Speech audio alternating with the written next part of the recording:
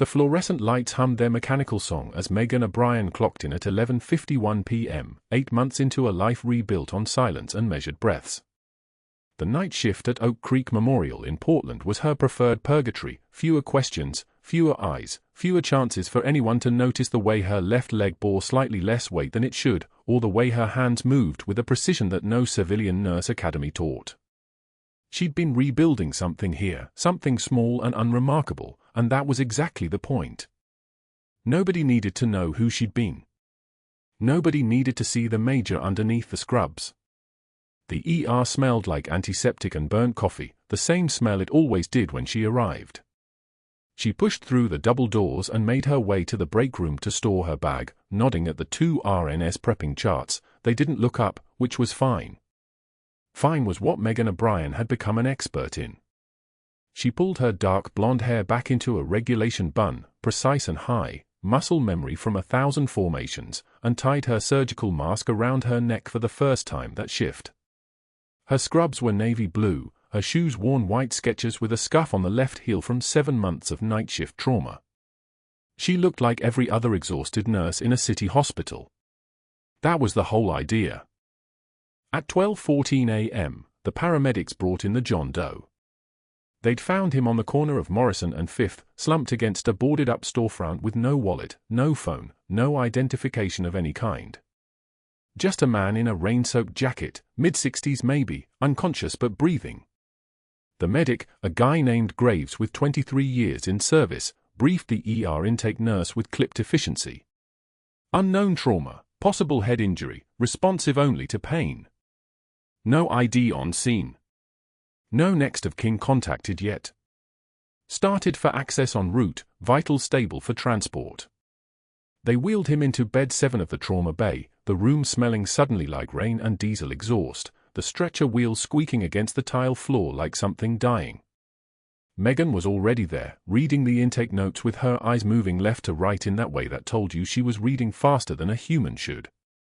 Her hands moved before anyone asked her to move, positioning the cardiac monitor leads, checking the line placement, noting the patient's presentation with the kind of automatic precision that came from 1,000 field assessments she'd never mentioned to anyone at Oak Creek Memorial. The man was wearing a weather-beaten canvas jacket, military tan, the kind of jacket that had seen actual use. His hands were scarred, thin pale lines cutting across his knuckles and fingers, and there was something else. On his right hand, the ring. Megan's fingers stilled for exactly 1 second before resuming their work. 1 second. That was all the hesitation she allowed herself.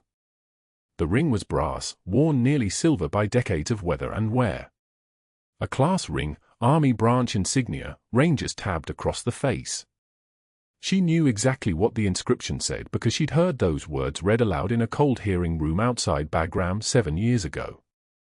Her hands moved to examine his wrist, ostensibly checking for additional ID, but really, she was reading the engraving one more time like a prayer in a language she'd tried to forget. Colonel Daniel Ravenswood. 75th Ranger Regiment. Bagram Forward Operating Base. The man who'd brought the Article 15 hearing that cost her career. She logged the ring as patient property, her handwriting perfectly controlled, the letters precise and measured despite the fact that her pulse had moved to her throat. She documented the notation in the chart: unknown male, 60s, brought in unconscious. No wallet found on scene. Wedding band and Ranger class ring on right hand. No other identifying markers. Will continue assessment. No identifying markers. That was a lie. That ring was a flare shot from a past she'd buried so carefully that even her therapist didn't know the details. She'd told Dr. Kelsey that she'd been medically discharged after an IED, which was true. She'd told her that she needed a quiet place to rebuild, which was also true. She'd left out the part about the hearing, the accusations of insubordination, the way Ravenswood had stripped her call sign, Valkyrie, from the unit roster and marked her as someone who couldn't follow orders. Dr. Ashford entered the trauma bay at 12:31 a.m., his presence preceding him like a pressure system rolling in from the east. He was 58, tall, with a kind of jaw that had been carved from privilege and inherited confidence, and he moved through the ER like a man who'd never been wrong and never intended to start. He'd been director of Oak Creek's emergency department for 4 years, and in those 4 years he'd fired 3 nurses for insubordination to the medical hierarchy, his favorite phrase, the one that appeared in every termination letter. Assessment. Ashford said, not asking a question so much as demanding obedience from the universe itself. Unknown trauma, possible head injury, vitals are stable, Megan said, her voice the careful, deferential tone she'd perfected over 8 months. No identification on arrival. Performing full neurological assessment now. He watched her for a moment, watched the way her fingers moved along the patient's pupils, checking dilation, the way she lifted the man's eyelids with the kind of methodical precision that suggested she'd done it thousands of times before. His eyes narrowed slightly, the expression a man gets when he's looking at something that doesn't quite fit the picture he thought he was looking at. A night shift nurse in Portland didn't move with that kind of authority. Standard protocol, O'Brien, he said, and there was something like a warning in his voice, the opening move in a game he didn't yet know they were playing. We don't need to exceed our scope. Megan's hand stilled for exactly half a second, then resumed their work. Her jaw moved, not a clench, just a flex, barely visible, the kind of micro-expression that most people would miss unless they'd been trained to read the minute signs of restraint under pressure. She'd been trained. She'd been trained in a lot of things. Standard protocol includes checking for medical alert information and trauma history, she said quietly, her fingers moving to the man's wrists, his neck, checking for any bracelet or necklace that might tell them his story. The sacrum area of his forearm showed the faded trace of a removed tattoo, something that had been deliberately burned off years ago, the scar tissue creating a ghost image of something that used to be. Another secret. Another part of a life that had been edited out. She found nothing else. No ID. No phone. No next of kin contact information. Just a man who'd been carefully stripped of identifying information, or a man whose information had been stripped away by time and trauma, or, and this thought made her hands move even slower, a man who was experiencing the same kind of erasure that she'd chosen for herself. The heart monitor beeped its steady rhythm, O2 sat coming back as 94%, respiration 12 and shallow. He was stable. For now. Megan made notes on the chart with a kind of careful precision that suggested she was documenting more than just vitals. She was cataloging evidence. She was building a record of a man she'd tried very hard not to think about in 7 years. Ashford moved toward the monitors, his shadow falling across the patient like a sundial marking the hours until something would go wrong. He studied the numbers on the screens, the blood pressure, the heart rate, the oxygen saturation, with the expression of a man who'd spent so much time looking at data that he'd forgotten how to look at the person providing it. Continue standard observation, he said to the room, not to Megan specifically, which was how he issued orders to people he considered beneath the dignity of direct address. I want cultures ordered, full tox screen, CT scan of the head once he's stable enough to move. And, O'Brien, he turned back to her, and there was something in his eyes that suggested he'd just made a decision about something. Stick to nursing. Not diagnosis. Not assessment. Nursing. The words landed like stones in still water, the ripples spreading outward in the sudden silence of the trauma bay. Another nurse, the Jennifer, who'd been with Oak Creek for 3 years, carefully adjusted the foredrip and didn't make eye contact with anyone. The monitors kept their steady beeping. The fluorescent lights continued their mechanical song. But that wasn't the worst part. The worst part was the understanding that passed between Ashford and Megan in that moment, an understanding that he'd marked her as someone worth watching, and that he'd marked her because something in her movement, her focus, her hands had triggered a recognition that she didn't belong in this uniform, and he didn't know why that bothered him yet, but he would figure it out, and when he did, he would use it. Megan O'Brien logged the patient's vitals one more time, her handwriting steady despite the fact that her hands remembered exactly how to move in a trauma situation, and she logged every single detail with the precision of someone who'd been trained to document evidence, to preserve the record, to ensure that nothing would be lost. The man in bed 7 slept on, unconscious, still wearing the ring that represented both everything she'd escaped and everything that had just found her anyway, and outside the ER windows, the Portland rain began to fall like applause. The John Doe's daughter stood in the doorway, her father's chart clutched against her chest when Dr. Ashford's voice cut through the ER like a scalpel. Nurse O'Brien, step back from that patient immediately. Not a request. A command, delivered loud enough that both the daughter and the patient's son, a man in his 50s wearing a Seahawks jacket, turned to stare. Megan was still checking the unconscious man's wrists, her fingers moving through the careful inventory of a proper trauma assessment, pulse, capillary refill, checking for medical alert bracelets the way protocol demanded. Her hand stilled. Your excessive familiarity with trauma assessment raises serious questions about the adequacy of your training, Ashford continued, stepping into the bay with the calculated certainty of a man who'd never been questioned. He was lean in that country club way, silver threading through dark hair, the kind of doctor who'd worked his way up through family connections rather than night shifts. This is a physician's evaluation, not a field medic's guessing game. You're out of your lane, nurse. The daughter's face flushed.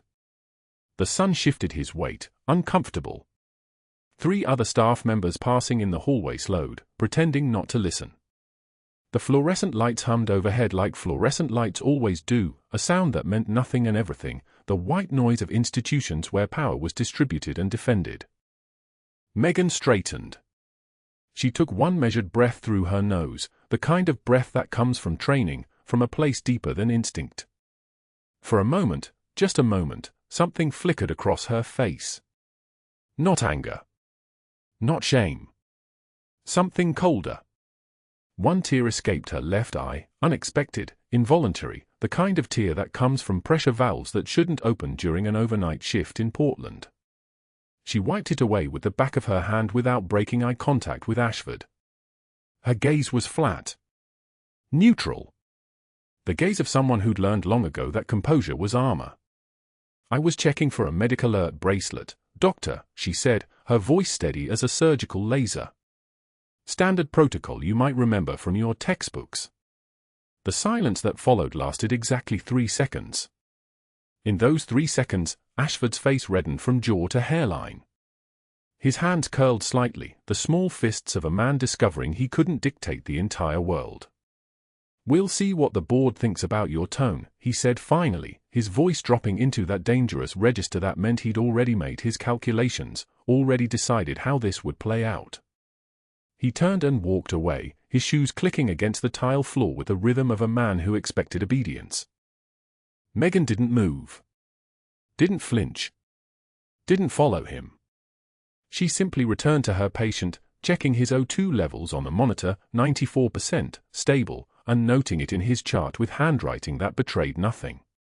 But that wasn't the worst part. 1 hour later, Megan sat in the break room with a dinner container she'd brought from home, chicken and rice, something she'd prepared on her one day off because routine was the only thing that kept the trembling at bay when she was alone. Jennifer Carmichael came in first, grabbed her salad from the refrigerator, made eye contact for exactly 0 seconds. Marcus, who'd shared 3 different shifts with Megan over the past 6 months, who'd told her about his daughter's soccer tournament, collected his thermos. And then Claire, the new hire, picked up her bag of chips, all 3 of them moving with the coordinated precision of people who'd made a decision in advance, who'd received the message that touching this nurse was now contagion. They left without a word. The silence that followed wasn't the absence of sound. It was the presence of something else. Rejection. Correction. Erasure. Megan sat alone under the flickering fluorescent tubes and ate her chicken and rice. She chewed each bite 32 times because that was what she'd been taught to do in basic combat training. Chew your food completely, stay present, don't spiral. The room smelled like stale coffee and the ghost of someone's microwaved fish from earlier in the shift. Her badge hung against her sternum, its weight sudden and strange, as if the metal had become heavier in the last hour. The break room clock read 22:56. She finished her container, washed it out in the sink, and returned to her rounds. No one acknowledged her in the hallways. No one spoke to her during the 23:30 med pass. By midnight, she'd become invisible in the way that only happens when you're surrounded by people, present but erased, walking through a hospital that suddenly had walls around her, invisible walls made of coordination and silence and the kind of power that comes from collective decision. The next morning, when Megan arrived for her shift at 8 p.m. hours, she saw it immediately. Posted on the unit board in the main hallway, the one where all staff had to pass to reach the locker room, the one where announcements about policy changes and staff birthdays normally appeared, was a formal write-up. The letterhead was Hospital Administration. The signature was Ashford's. Nurse M. The Bryan, written warning for unauthorized assessment procedures and insubordinate conduct towards supervising physician. Said nurse performed diagnostic evaluation beyond the scope of nursing practice, specifically assessing for traumatic indicators without physician oversight. Furthermore, said nurse responded to physician directive with impertinent tone and challenging body language. Pattern suggests insubordination and possible credential inflation. At least a dozen staff members read it during the next 15 minutes. Jennifer paused. Marcus glanced, then looked away. Claire stared openly, then dropped her gaze when she saw Megan watching her. Several other nurses, people whose names she didn't know yet, read the words and looked at her with the expression people wear when someone has suddenly become dangerous. Megan stood there in her scrubs, reading her own humiliation posted for the entire hospital to witness, and she didn't move. Didn't speak.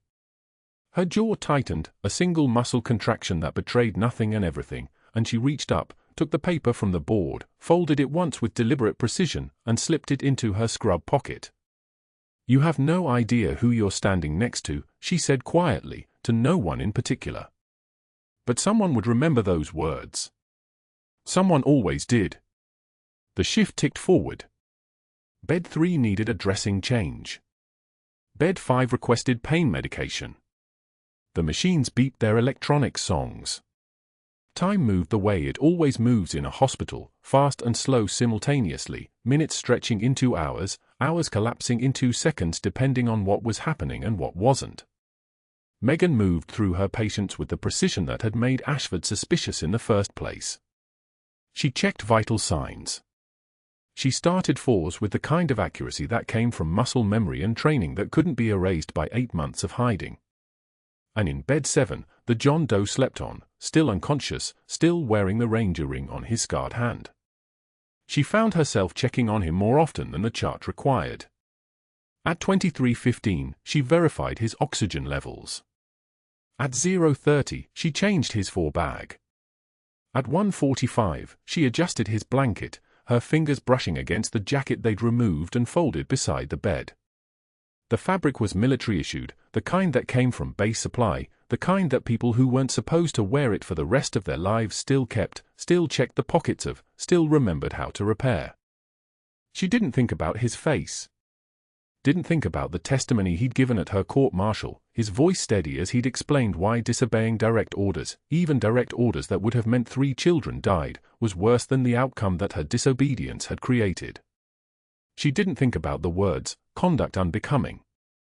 She didn't think about the medal ceremony that would never happen, the promotion that had evaporated, the career that had ended not with violence or disaster but with the crushing weight of bureaucratic consequence.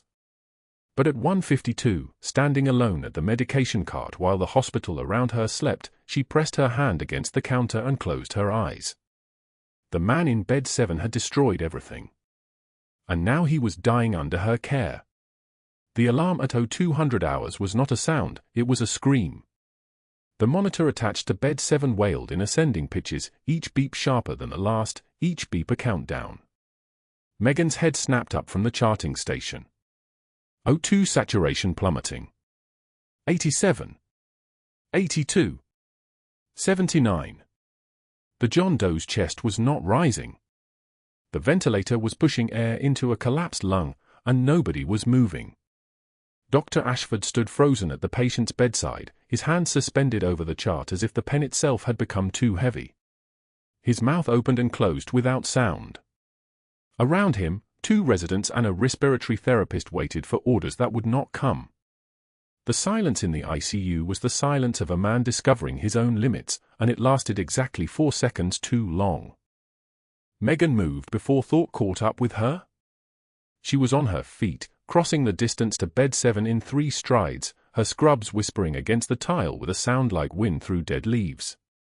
Her hands were already reaching for the patient's chest, tearing open the hospital gown, and that's when she saw it, a patch, faded olive drab, sewn into the lining of his jacket.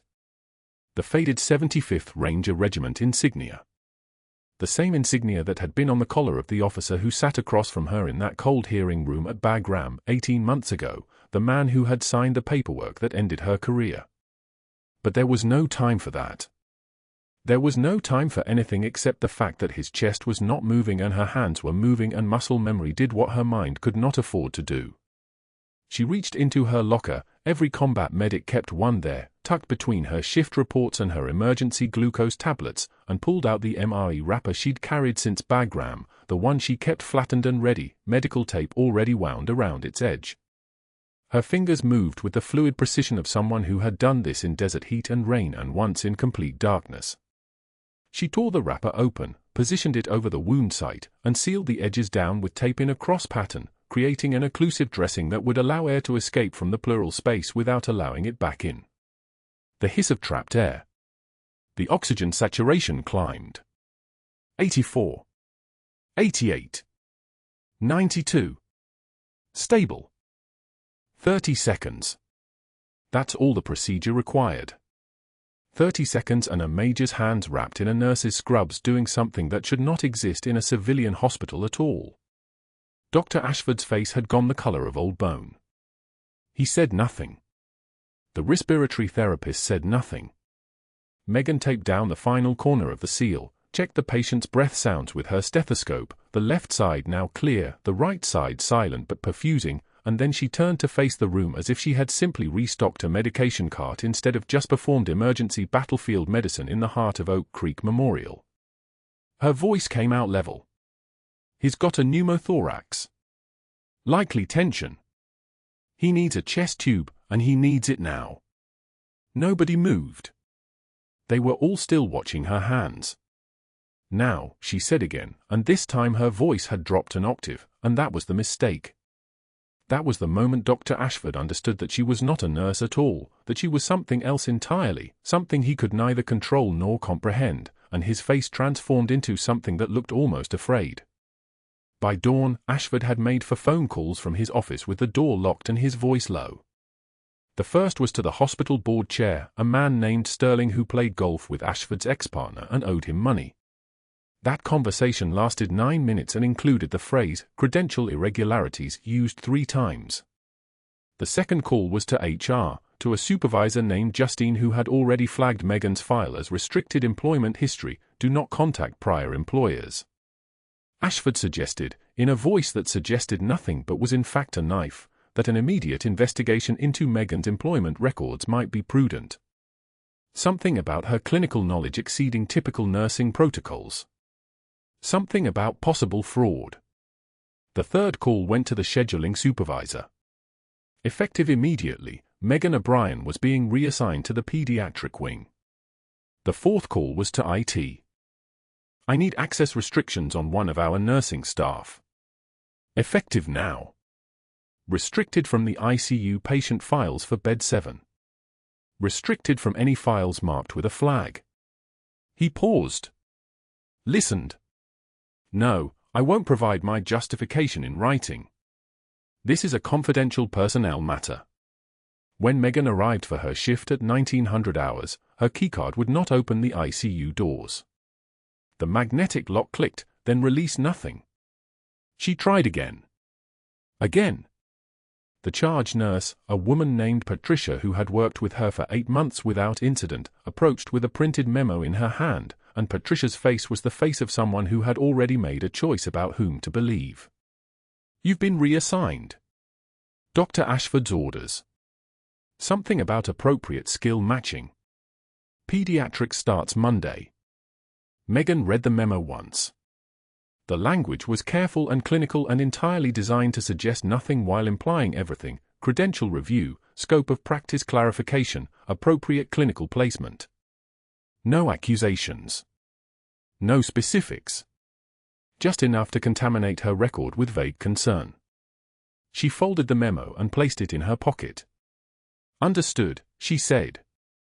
He also restricted your access to the ICU system. IT just implemented it.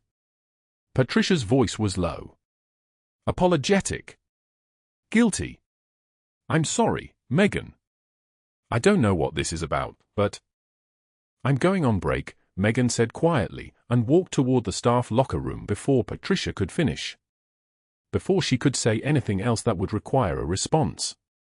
She found Dr. Ashford in his office at the end of the north corridor, the office that had windows overlooking the emergency bay and a door that stayed locked except when he was reviewing charts alone.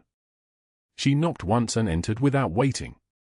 Ashford's head snapped up, startled, his hand moving instinctively toward his desk phone as if she might be something that required institutional response. The John Doe in bed 7, his name is Colonel Hendricks. From the 75th Ranger Regiment. Megan's voice was quiet.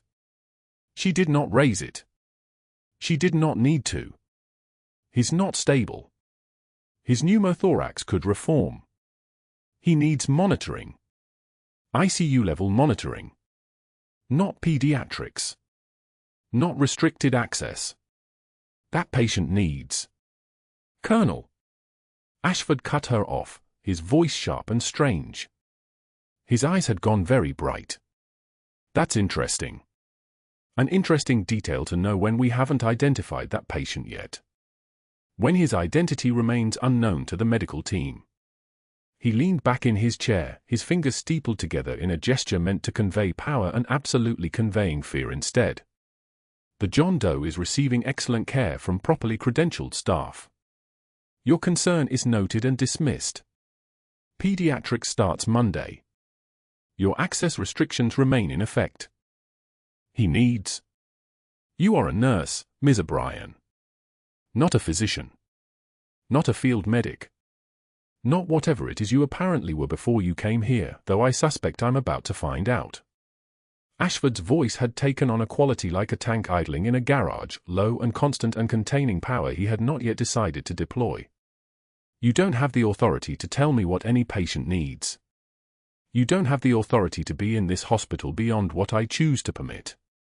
And what I choose to permit is for you to reassign to pediatrics and allow the investigation into your background to proceed without interference. Megan did not move. She did not respond. She simply turned and left, closing the door behind her with a soft click that somehow sounded like a closing of something much larger. The fluorescent lights of the corridor buzzed and flickered as she walked, and the sound followed her all the way to the parking garage. She sat in her car for 3 hours. The engine was off. Her forehead was pressed against the steering wheel, and she did not move. The darkness of the garage pressed against the windows like something alive, and inside the car, there was only the sound of her breathing and the distant echo of sirens from the street beyond. Her left leg ached where the shrapnel from the IED still lived, too close to bone to remove without surgery she could not afford and could not explain. 18 months ago, she had made a choice to disappear. 18 months of night shifts and quiet competence and staying smaller than her skills demanded. 18 months of proving she could be more than her medals, more than her scars, more than the woman who had disobeyed orders to save 3 civilians and had been court-martialed for it by the man now dying in bed 7. And now Ashford had her contained. Her access restricted.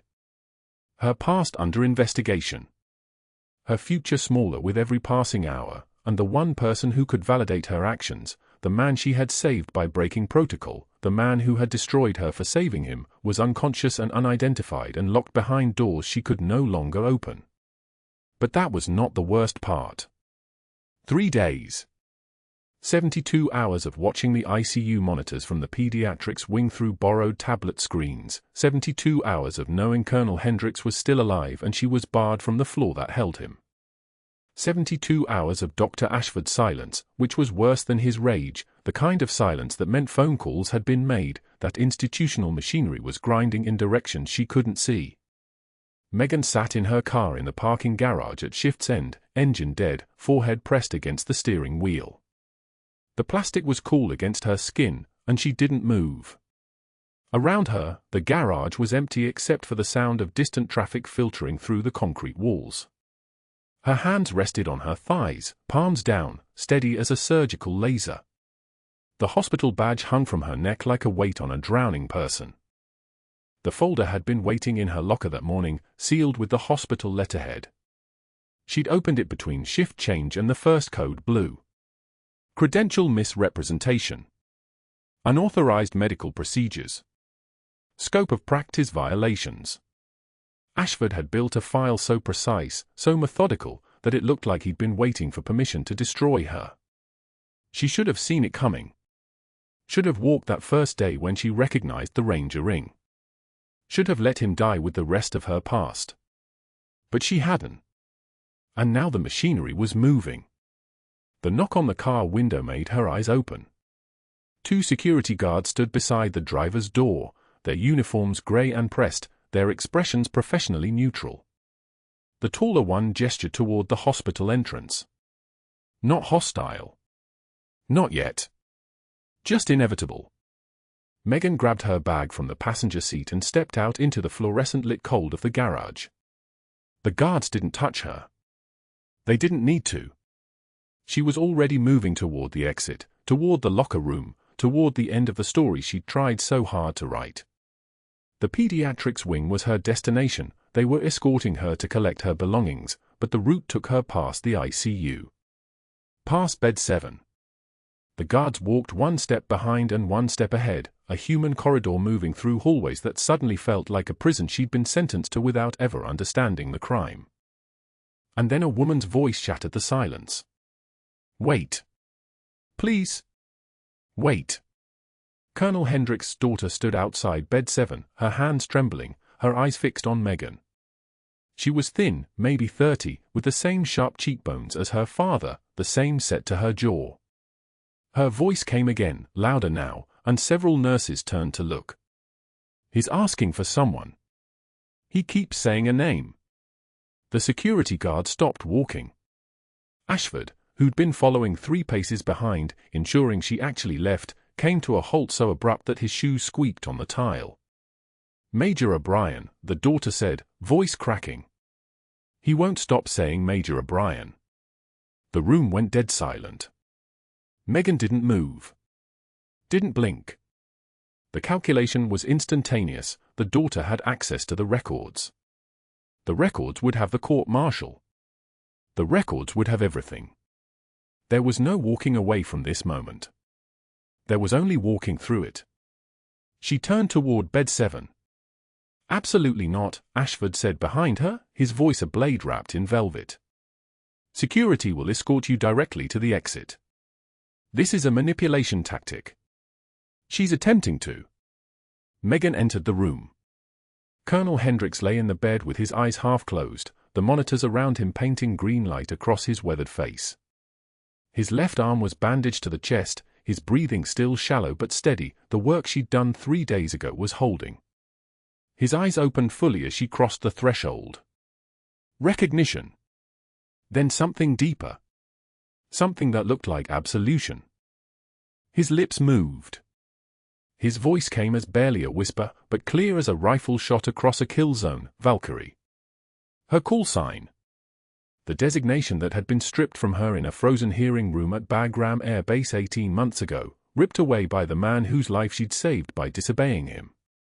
The man who lay in front of her now, saying it like a prayer. Megan's hands didn't tremble.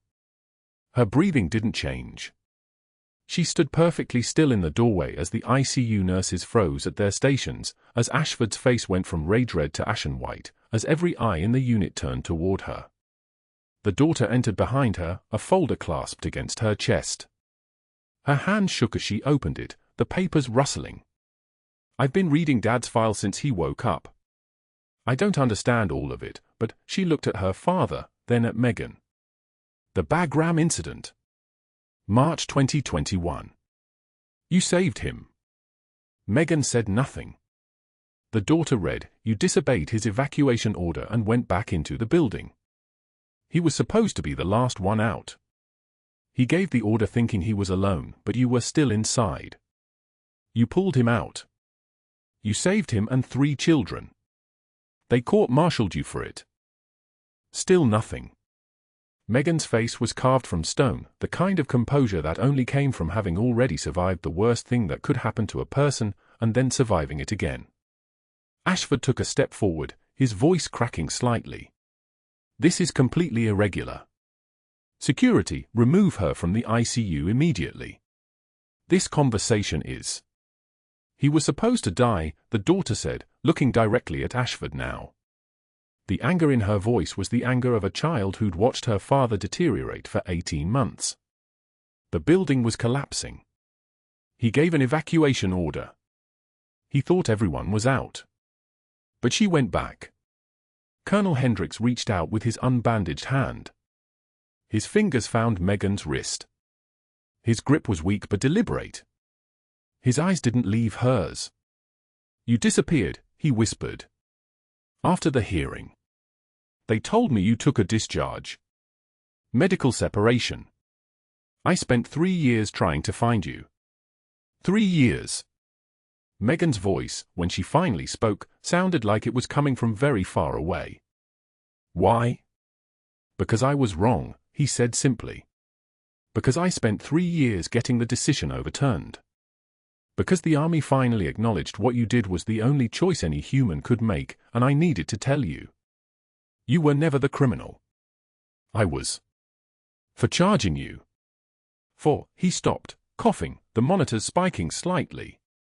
The daughter pulled up a file on her phone. "It's all here. The decision was overturned. 18 months ago. You were reinstated with full honors. Your court-martial was vacated. They tried to find you but you.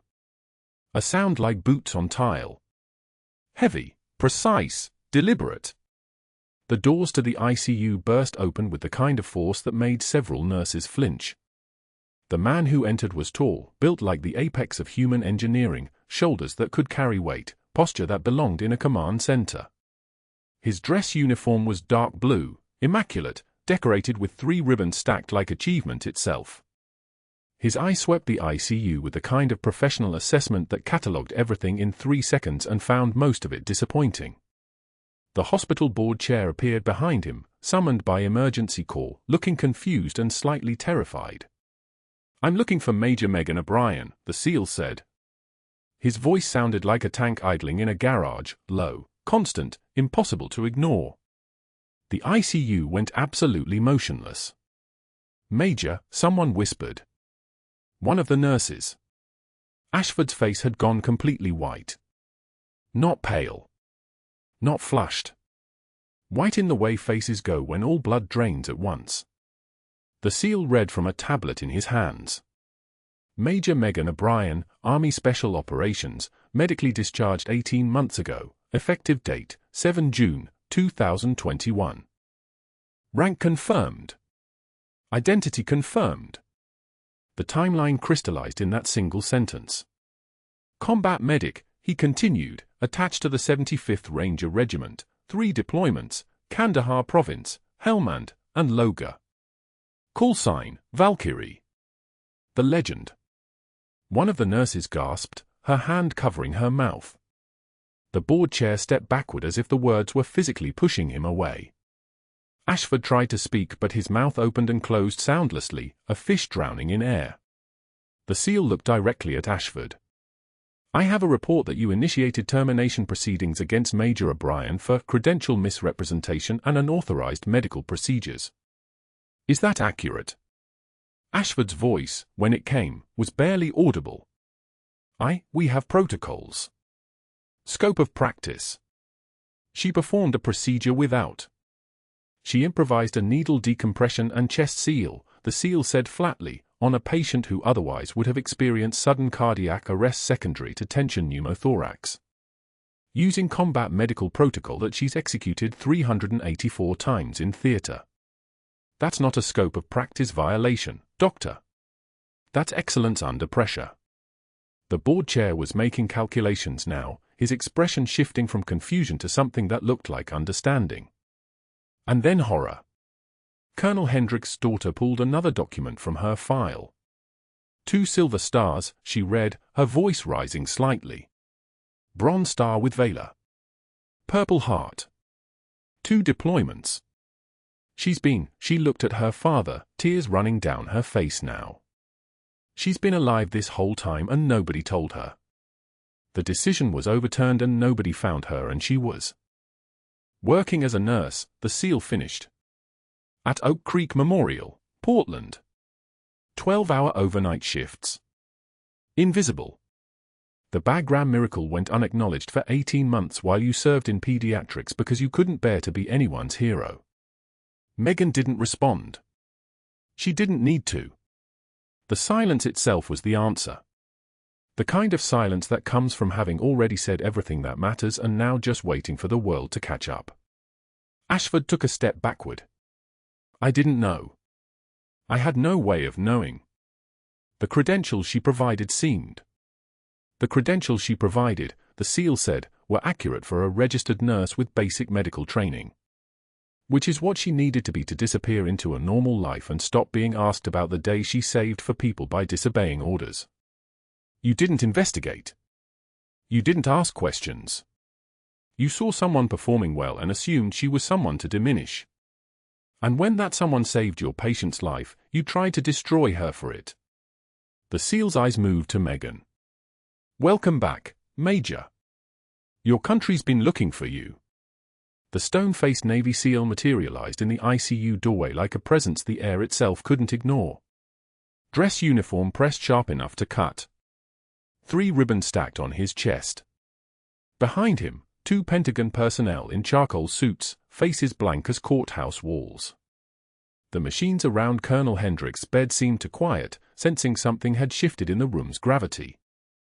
The hospital board chair was summoned. Not requested. Summoned. She arrived in 4 minutes, her heels clicking against tile like a countdown timer. The SEAL liaison didn't waste words. His voice came out low, steady, the kind of calm that comes from having already survived the worst. Major Megan O'Brien holds 2 silver stars. He let that sentence live in the air. The board chair's eyes widened. A bronze star with Valor. Another pause. The weight of each decoration settled like a stone into still water. And 2 purple hearts. He turned to face Dr. Ashford directly.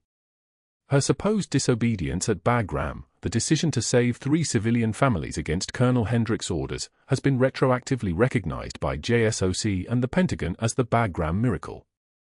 47 documented lives saved. 3 of those civilians now have children in the American education system.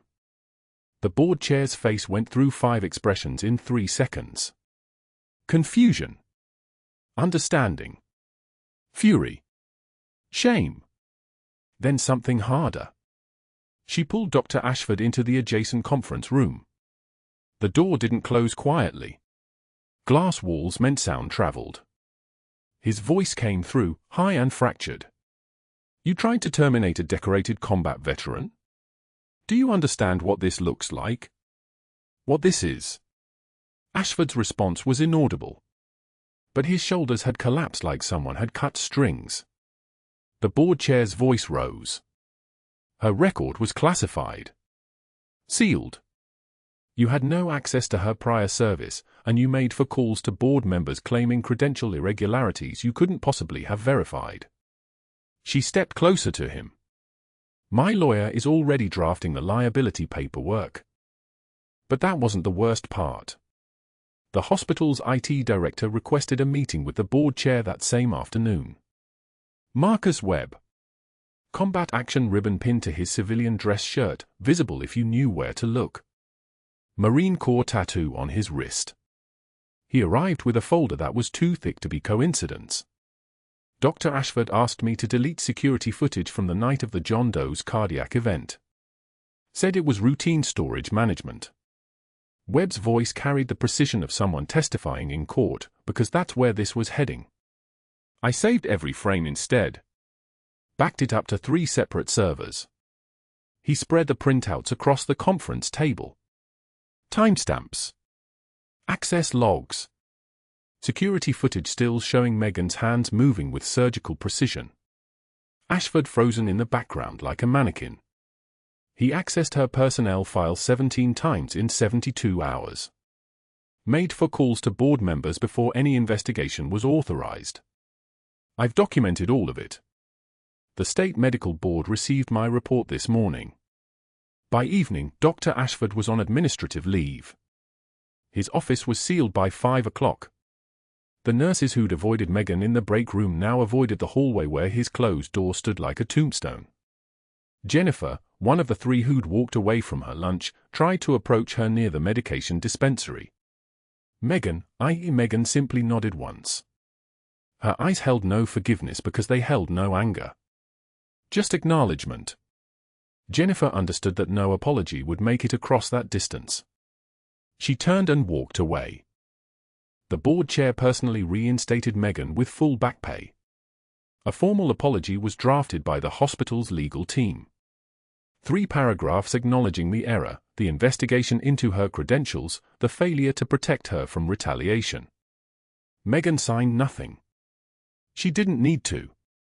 The institutional machinery had shifted. By morning, her ICU access was restored. By afternoon, she was back on the schedule. The ER director, a former Army physician named Dr. Reeves, pulled her aside. "You don't have to explain anything. But if you want to talk about what you need, I'm listening." 6 months later, Megan heard through a former Oak Creek nurse that Dr. Ashford was selling supplemental insurance policies from a folding table at the Vancouver Mall. His medical license suspended pending final review. The state board's investigation had taken 43 days. Their findings: attempted destruction of evidence, unauthorized access to personnel records, false reporting, and deliberate retaliation against a subordinate. The revocation would likely be permanent. She didn't feel triumph hearing this. Just a distant acknowledgement that actions carried weight. That institutions, however slowly, eventually corrected course. She stood in Colonel Hendrick's hospital room one final time before his discharge. He was stable now. The sepsis cleared. The pneumothorax healed. His daughter and son flanked his bed with relief mapped across their faces like terrain. He extended his hand toward her. The faded Ranger ring caught the fluorescent light, caught it and held it like a piece of amber holding something that refused to die. "I was wrong about you, Major." His voice came rough, still recovering. "When I signed that court-martial order, I thought I was teaching you about the chain of command.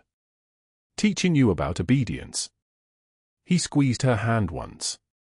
His grip steady. "You were teaching me about what the chain of command is supposed to protect. What it's actually for." She didn't need his apology. But she accepted it with a single nod. Her eyes met his, really met him, and something that had been locked for 18 months unlocked quietly. No fanfare. Just a door opening. Her reinstatement to the Army had come with a choice. Active duty in a training role, or continue civilian life with her record cleared and her honors restored.